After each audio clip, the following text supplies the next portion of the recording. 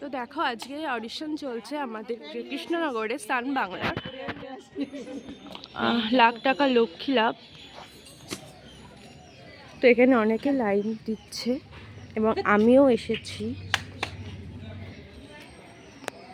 এখানে এখন বাজে কটা? এখন বাজে প্রায় এই 9:30, 9:30।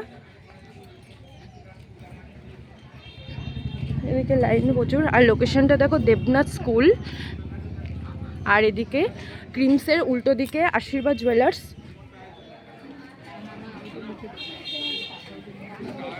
তো ডান, আমি এখানে